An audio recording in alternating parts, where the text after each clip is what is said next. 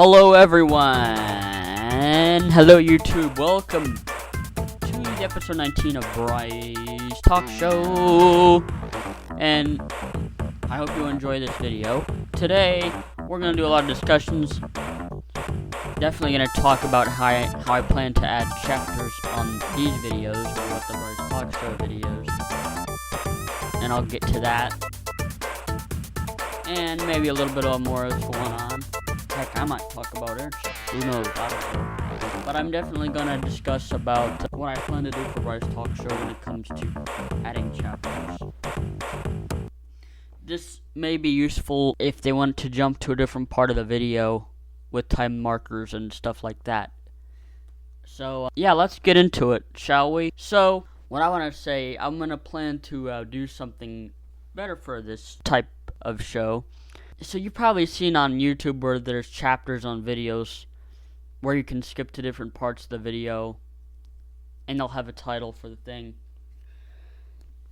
That's what I'm going to do for this because I think, well, I know not everybody wants to watch, well, long ones, but videos like these, but if I add these chapters onto the video, then you can skip forward or back on any segment what I talk about, because I leave the time marker and what I discuss about it, and then that way you can jump to the point in time where I discussed about something, which may be useful for some people who don't want to always listen to me talk about X, Y, Z, or whatever, and so they can just skip along with the time markers that I've set on there, so they can, I can take you to a point in time of the video where I started talking about this and that.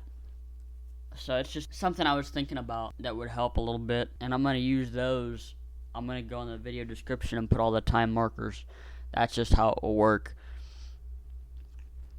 And you could probably do the same thing if you're making videos like these. You could put a chapter on there with a video time marker on the description and put it on there.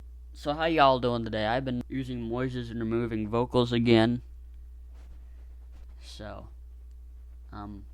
yeah, it's kind of cool. So, as you know, last time I uploaded an air check video of WNCI with Dave and Jimmy. I was looking at my previous radio recordings, and I found a good one. That's a summer audio recording from the summer. I like summer recordings, too, especially from the radio. So, I have a lot of cool stuff I've uploaded so far. I got more to show.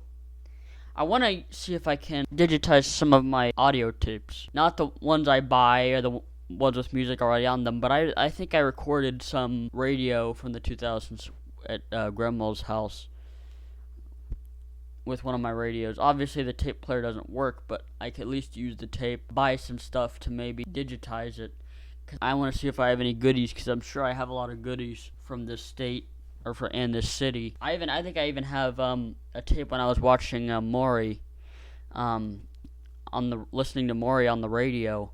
You know, because back then, obviously, analog TV was still around until 2009, so you could kind of hear whatever it was. Like, I think here was Fox, ABC on 87.9 or whatever the heck it was. Because, but I also recorded few things from the 2010s and maybe 11, I don't know. But the thing I want to do, and I think this would be cool, and I think you might like this too, is I want to be able to convert those.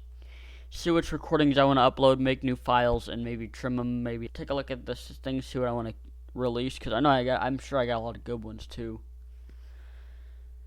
But the idea is that I want to see how I need to find a way out what to buy and everything, because I want to see what I can do, because I'm sure I have a lot of stuff on there and different air checks. I hope I did some pretty good. Sometimes I record me just tuning around the radio, screwing off, but I hope I have some cool stuff, because I would turn it into a video and post it, because there are a lot of pretty good stuff that I'm sure I have probably recorded. So I think I have recordings of Power 107.5 and some other stations too. I don't know. Like I said, I haven't played with those for a long friggin' time, but obviously because my audio tape player doesn't work, but I was thinking an idea of digitizing those, because at least I could take them around and maybe I could share them, or I could just play them on a computer or what else. So I was thinking, maybe if I do that, I could see what I got, because hopefully I got a lot of good stuff. But nowadays, I could just use a line-in headphone jack to record radio. You know? So I've also used my computer to record radio as well. Plug in my little headphone jack into there and go into the line-in mode, or line-in jack. Then, like, I use Studio Recorder, or I could use Audacity and record it. No matter what software I use, it'll just record what I already have plugged, because I already have the thing plugged in. And for my recorder, I have a line-in jack. All I do is plug it through right there, and boom, I got a good little recording of the radio. Now, I know a lot of people like to scope their air checks, which means, cutting some parts of the music out, which, could be good because of copyright issues, but also just to keep the video shorter. And sometimes I think it's cool if they're unscoped, because, you kind of have the whole story of that time frame and what commercials may have been played or what else was going on if they're all unscoped. Only thing is, some people might not want to watch a longer video if it's unscoped and nothing's cut. Usually, I've been the one to unscope these. I could cut them with Studio Recorder now that I have them, but we'll see. But I definitely want to see about getting some of those audio tapes digitized. I know some do videotapes, but I need to see how I can get these audio tapes digitized now, because I'm sure I got a lot of goodies from this city. But I still have quite a bit more to show from this year and last. But I never record anything from TuneIn or anything. I don't know why. I just think it's cool to record from the radio. I might use TuneIn or anything and my computer to record from it. But I definitely like posting these recordings from Florida when I went down there on Christmas too. I took my headphone jack. Well, my headphones too, but I took my Bluetooth headphones also has a headphone jack, so you can plug other stuff into it. So I thought I could use that for the recorder with my radio, so I used it and did some recordings. So yeah, it was pretty fun. It was quite fun to do, because you can kind of look back on it and see who was on and maybe see what you were doing then, and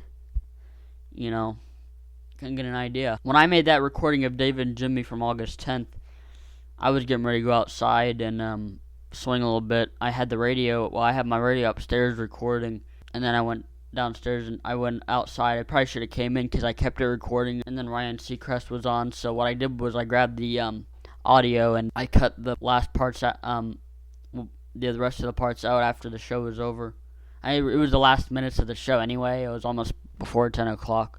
So the show would have been almost over.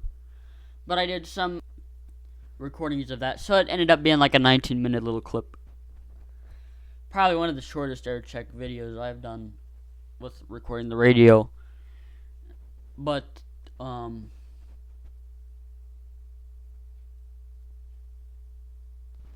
yeah, I thought what a good idea that could be. I could use one of those things you can buy and then plug it into your computer with your audio cassette tape, and then I could see what I have in there. Now let's also talk about, I also got steel drums. When I turned 21 months, they gave me steel drums, so I've been kind of playing with it and having a little fun with it. Not to mention we've been in the South before, so it's kind of fun doing the little drums. Although I think the only thing I need to do is make the stand more bigger, because the stand kind of hangs down and it's not really that good, because the stand kind of just hangs down there and it's pretty low. I would try lifting it up with my shirt a little bit, but that doesn't work too well. I sure don't want to move it that way because I don't want to knock it down. I also got music books with the steel drum. Currently I have it set down in the fireplace, and I play with the little steel drum. I have a video on Facebook, me playing Don't Worry Be Happy, Bobby McFerrin. That's cool. So that's up there if you want to see that. So all I need to do is get used to it and see what the notes are. Try to learn some of the songs too. And speaking of steel drums, when we were eating out the water at Fisherman's Village in one of the restaurants out there, some guy was doing kind of a gig and playing steel drum music out at the restaurant out in the water. So it was actually kind of cool. And this was recent when I was on my Punta Gorda trip. this past Christmas, so it was kind of cool too. The drum also came with a little booklet with some music on it to try to play, which is kind of cool, with the notes on them too, so that's good to know if you're gonna play it. And I still play the talk box too. I think the talk box, like I said, is a pretty fun little instrument. I've been doing a bunch of TikToks with it too, playing the talk box. But it is fun. It is quite a fun little instrument to try, and I think all you need is a little keyboard with the good tone of the synthesizer that you think will work with that little crazy tube in your mouth. It's a pretty big tube too. No wonder why you slobber so much. You know, I slobber. It's like when I got a retainer for the first time after I had braces, and I slobbered a lot. People are probably like, "What's this dude slobbering so much for?" You know, I'd be out like on Christmas, and I'm sure people were thinking like, "What's this guy slobbering?" So it was kind of crazy. But the talk box, I got slobber sometimes on the keyboard, even on the floor, on me even.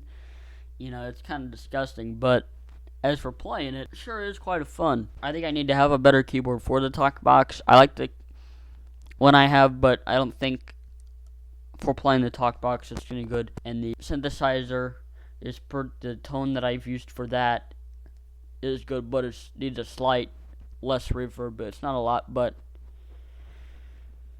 sometimes very little can make a difference in it. So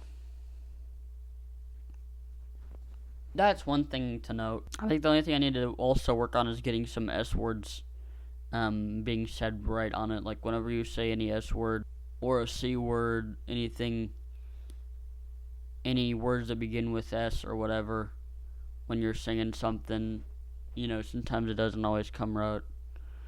So, but everything else seems to be right. But it depends. Usually it's alright, but it depends. So any word with the C or any word with S or whatever.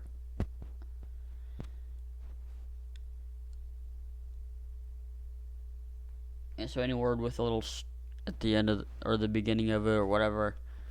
Well, I hope you enjoyed this video. I don't have that too much to discuss besides those things, and hopefully that I can digitize some air checks and all the other stuff I discussed. Thank you for 323 subscribers, and be sure to continue to follow and watch this channel. Share it around with your friends. If you like this video, share it around. I share it on my Facebook most of the time, but if you like the video, share them around. That sure does help. And that's it. Enjoy the video, subscribe, all that good stuff. Peace.